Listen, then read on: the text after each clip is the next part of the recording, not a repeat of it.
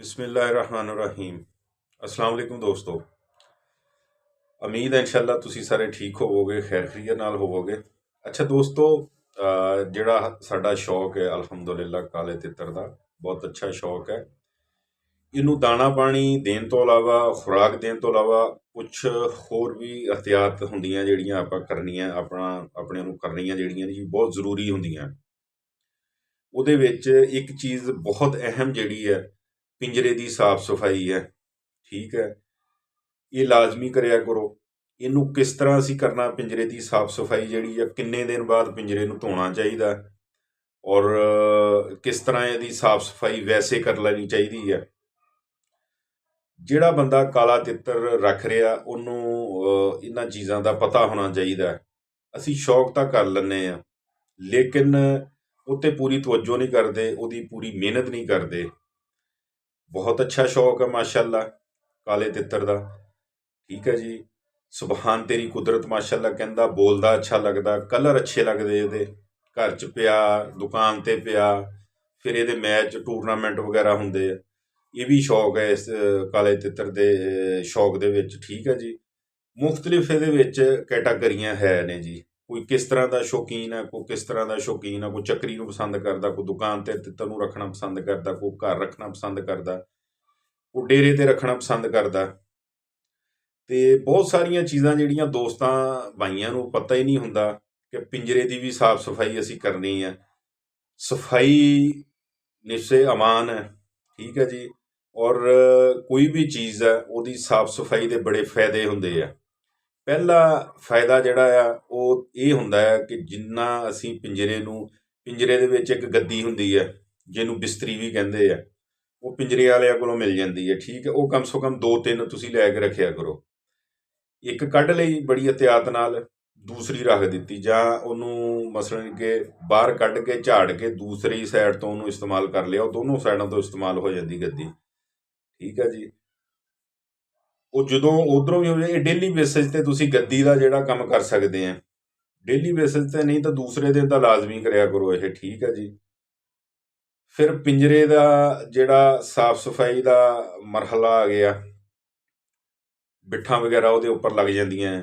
ਠੀਕ ਹੈ, ਉਹਦੀ ਸਮੈਲ, ਉਹਦੀ ਬਦਬੂ ਵਗੈਰਾ ਬਣਨਾ ਸ਼ੁਰੂ ਹੋ ਜਾਂਦੀ ਹੈ। ਉਹ ਤਿੱਤਰ ਨੂੰ ਵੀ ਨਹੀਂ ਪਸੰਦ ਤੇ ਸਾਨੂੰ ਵੀ ਨਹੀਂ ਪਸੰਦ ਹੋਣੀ ਚਾਹੀਦੀ, ਲੇਕਿਨ ਅਸੀਂ ਆਲਸੀ ਕਰ ਜਾਂਦੇ ਹਾਂ, ਉਹ ਸੁਸਤੀ ਕਰ ਜਾਂਦੇ ਹਾਂ। ਨਹੀਂ ਕਰਨੀ ਚਾਹੀਦੀ।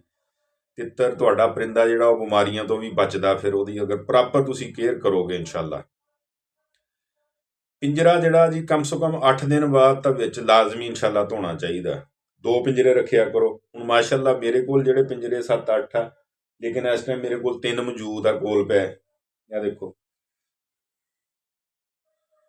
ਠੀਕ ਹੈ ਜੀ, ਇਹ ਜਿਹੜੀ ਅੰਦਰ ਚੀਜ਼ ਲਾਈ ਹੈ ਇਹ ਬਿਸਤਰੀ ਨਹੀਂ ਗੀ, ਇਹ ਵੈਸੇ ਉਹ ਪੱਕੀ ਕੀਤੀ ਸੈਂਟਰ ਦੇ ਵਿੱਚ। ਇਹਨੂੰ ਵੈਸੇ ਹੀ ਅਸੀਂ ਜਿਹੜਾ ਨਾ ਜੀ ਜਦੋਂ ਪਿੰਜਰਾ ਅਸੀਂ ਵੈਸੇ ਡੇਲੀ ਬੇਸਿਸ ਤੇ ਸਾਫ਼ ਕਰਦੇ ਹਾਂ, ਤਿੱਤਰ ਨੂੰ ਦੂਸਰੇ ਪਿੰਜਰੇ 'ਚ ਕਰ ਦਈਦਾ, ਇਹਦੀ ਅਸੀਂ ਸਾਫ਼ ਸਫਾਈ ਕਰ ਲਈਦੀ ਹੈ ਮਾਸ਼ਾਅੱਲਾ ਜੀ। 1 2 ਜੀ,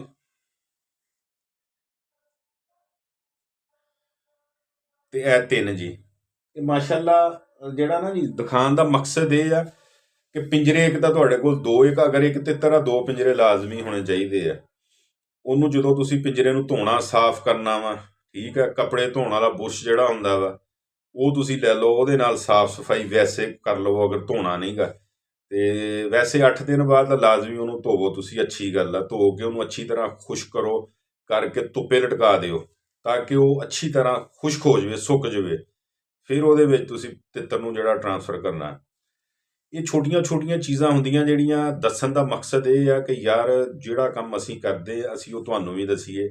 ਤੁਹਾਡਾ ਸ਼ੌਕ ਵੀ ਸਾਡੇ ਨਾਲ ਮਾਸ਼ਾਅੱਲਾ, ਜਿਸ ਤਰ੍ਹਾਂ ਅੱਲਾਹ ਪਾਕ ਦਾ ਸ਼ੁਕਰ ਹੈ ਸਾਡਾ ਸ਼ੌਕ ਬਹੁਤ ਅੱਛਾ ਜਾ ਰਿਹਾ, ਇੱਦਾਂ ਹੀ ਹਰ ਬੰਦੇ ਦਾ, ਹਰ ਸ਼ੌਕੀਨ ਦਾ ਕਾਲੇ ਤਿੱਤਰ ਵਾਲੇ ਦਾ ਸ਼ੌਕ ਬਿਹਤਰ ਹੋਵੇ ਅਲਹਮਦੁਲਿਲਾ। ਸਾਨੂੰ ਵੀ ਦੁਆਵਾਂ ਮਿਲਣਗੀਆਂ ਔਰ ਅੱਲਾਹ ਦੀ ਜ਼ਾਤ ਵੀ ਰਾਜ਼ੀ ਹੋਏਗੀ ਇਨਸ਼ਾਅੱਲਾ। ਕਿਉਂਕਿ ਪਰਿੰਦਾ ਇੱਕ ਕੈਦ ਕੀਤਾ, ਸਾਡੇ ਅੰਦਰ ਵੀ ਦਰਦ ਦਾ ਕੋ ਅੱਲਾਹ ਪਾਕ ਨੇ ਦਿੱਤਾ ਜੀ। ਤੇ ਅਸੀਂ ਇਸ ਕਰਕੇ ਜਿਹੜਾ ਉਹ ਤੁਹਾਨੂੰ ਵੀ ਗਾਈਡ ਕਰਦੇ ਆ।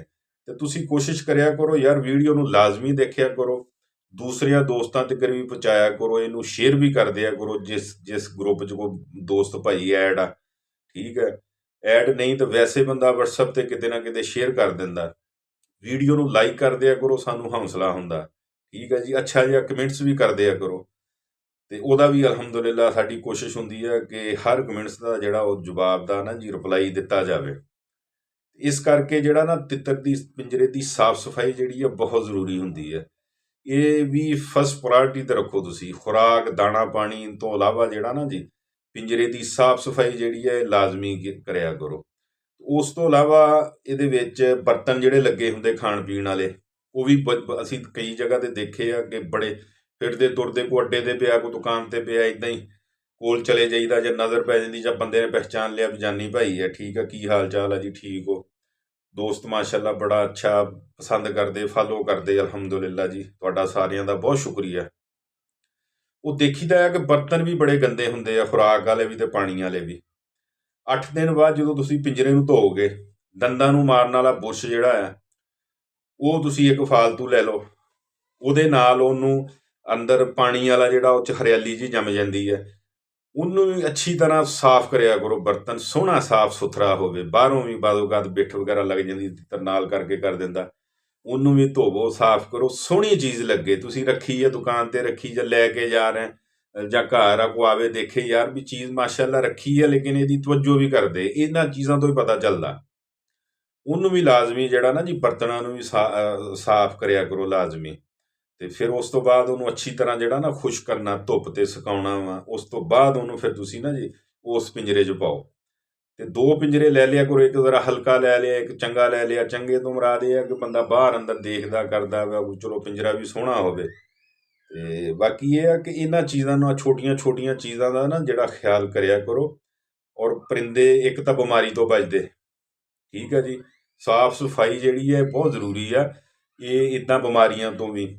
ਫਿਰ ਇੱਕ ਹੋਰ ਬੜਾ ਵੱਡਾ ਬੈਨੀਫਿਟ ਹੈ ਇਹਦੇ ਵਿੱਚ ਕਿ ਜਿਹੜਾ ਕਈ ਬੰਦੇ ਨਹੀਂ ਜਿਹੜੇ ਸਾਫ਼ ਕਰਦੇ, ਜਿਸ ਕਰਕੇ ਮੈਂ ਇਹ ਵੀਡੀਓ ਬਣਾਈ ਹੈ, ਇਸ ਕਰਕੇ ਕਿ ਮਸਲਨ ਕਿ ਉਹਦੇ ਵਿੱਚ ਬਿੱਠਾਂ ਦੇ ਨਾਲ ਜਿਹੜੇ ਨੌਖਨ ਆ, ਉਹ ਤੁਸੀਂ ਆਪਣੇ ਆਪਣੇ ਪਰਿੰਦਿਆਂ ਤੇ ਥੋੜਾ ਹੁਣ ਗੌਰ ਕਰਨਾ ਨਾ ਜੀ ਵੀਡੀਓ ਦੇਖ ਕੇ। ਜਿਹੜੇ ਨੌਖਨ ਆ ਉਹ ਵਿਚਾਰੇ ਉਹ ਬਿੱਠਾਂ ਦੇ ਨਾਲ ਨਾ ਜੀ ਅੱਗੇ ਨੌਖਨ ਜਿਹੜੇ ਆ ਉਹਨਾਂ ਤੇ ਉਹ ਡਲੀਆਂ ਜੀਆਂ ਬਣੀਆਂ ਹੁੰਦੀਆਂ ਵਾ, ਉਹ ਬੜੀ ਤਕਲੀਫ ਦਿੰਦੀਆਂ ਪਰਿੰਦੇ ਨੂੰ। ਠੀਕ ਹੈ, ਹੁਣ ਇੱਕ ਮਿਸਾਲ ਆ, ਸਾਡੇ ਨੌਖਨ ਦੇ ਵਿੱਚ ਕੋਈ ਮਿੱਟੀ ਜਾਂ ਕੋਈ ਚੀਜ਼ ਇੱਥੇ ਆ ਜਾਵੇ, ਜਾਂ ਇੱਥੋਂ ਅਸੀਂ ਇਹਨੂੰ ਐ ਕਰੀਏ, ਇਹਨੂੰ ਘੋਟ ਆ ਜਾਂਦੀ ਆ, ਆਹ ਚੀਜ਼ ਨੂੰ ਨਾ ਜੀ ਘੋਟ ਆ ਜਾਂਦੀ ਹੈ ਇਹ ਚੀਜ਼ ਨੂੰ। ਠੀਕ ਹੈ, ਉਹ ਮੁਸਲਸਲ ਘੋਟ ਰਹੇਗੀ ਤਾਂ ਸਾਡੀ ਉਹ ਤਕਲੀਫ ਹੋਏਗੀ, ਖੂਨ ਦੀ ਰਵਾਨਗੀ ਜਿਹੜੀ ਉਹ ਵੀ ਨਹੀਂ ਅੱਛੀ ਰਹੇਗੀ। ਤੇ ਜਦੋਂ ਤਿੱਤਰ ਟੈਨਸ਼ਨ ਦੇ ਵਿੱਚ ਆ ਵਿਚਾਰਾ, ਮਸਲਨ ਕਿ ਉਹ ਫਿਰ ਕੀ ਬੋਲੇਗਾ ਤੇ ਕੀ ਉਹ ਸ਼ੌਕ ਕਰਾਏਗਾ। ਇਹਨਾਂ ਚੀਜ਼ਾਂ ਦਾ ਯਾਰ ਛੋਟੀਆਂ ਛੋਟੀਆਂ ਦਾ ਖਿਆਲ ਕਰਿਆ ਕਰੋ, ਤੁਹਾਡੀ ਬੜੀ ਮਿਹਰਬਾਨੀ। ਉਹ ਹੁਣ ਮਿਸਾਲ ਦੇ ਤੌਰ ਤੇ ਜਿਹਦੇ ਜਿਹਦੇ ਪਰਿੰਦਿਆਂ ਨੂੰ ਉਹ ਚੀਜ਼ਾਂ ਬਣੀਆਂ ਨਾ ਜੀ, ਹੁਣ ਉਹ ਇਹ ਕੰਮ ਕਰੇ ਕਿ ਗੱਦੀ ਜਿਹੜੀ ਉਹਦੀ ਸਾਈਡ ਤੇ ਕਰੇ, ਪਿੰਜਰੇ ਨੂੰ ਇਸ ਤਰ੍ਹਾਂ ਫੜ ਲਿਆ ਜੀ, ਇਹ ਇਸ ਤਰ੍ਹਾਂ ਪਿੰਜਰੇ ਨੂੰ ਕੱਢ ਲੈਣਾ, ਗੱਦੀ ਵਿੱਚੋਂ ਕੱਢ ਲੈਣੀ ਹੈ। ਤੇ ਉਹਦੇ ਉਹ ਜਿਹੜੇ ਨਾਖਨ ਨਾ ਜੀ ਆ ਥੱਲੇ ਇੱਥੇ ਆਣਗੇ, ਇੱਥੋਂ ਉਹ ਮਰੋੜੀ ਜੀ ਜਿਹੜੀ ਨਾ ਤੁਸੀਂ ਉਹਨੂੰ ਫਿਰ ਐਂ ਤਰ੍ਹਾਂ ਨਾ 2 ਹੱਥਾਂ ਦੀ ਮਦਦ ਨਾਲ ਐ ਉਹਨੂੰ ਖੇਣਾ ਵਾ, ਠੀਕ ਹੈ, ਤੇ ਉਹ ਟੁੱਟ ਕੇ ਲੈ ਜਾਏਗੀ। ਤੇ ਤਿੱਤਰ ਵੀ ਤੁਹਾਡਾ ਇਨਸ਼ਾਅੱਲਾ ਅੱਲਾ ਦੇ ਫਜ਼ਲ ਨਾਲ ਨਾ ਜੀ ਉਹ ਸਕੂਨ 'ਚ ਹੋ ਜਾਏਗਾ। ਇਹ ਛੋਟੀਆਂ ਛੋਟੀਆਂ ਚੀਜ਼ਾਂ ਹੁੰਦੀਆਂ, ਇਸ ਲਈ ਤੁਹਾਨੂੰ ਸ਼ੇਅਰ ਕਰੀ ਦੀਆਂ ਯਾਰ, ਕਿ ਤਾਂ ਕਿ ਸ਼ੌਕ ਅੱਛਾ ਹੋਵੇ। ਅਲਹਮਦੁਲਿਲਾ ਪਰਿੰਦਾ ਜਿਹੜਾ ਉਹ ਵੀ ਸੁਖੀ ਰਵੇ।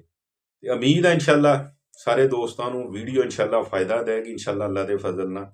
ਦੁਆਵਾਂ 'ਚ ਯਾਦ ਰੱਖਣਾ ਜੀ। ਇਜਾਜ਼ਤ ਦਿਓ ਜੀ, ਅੱਲਾ ਹਾਫਿਜ਼।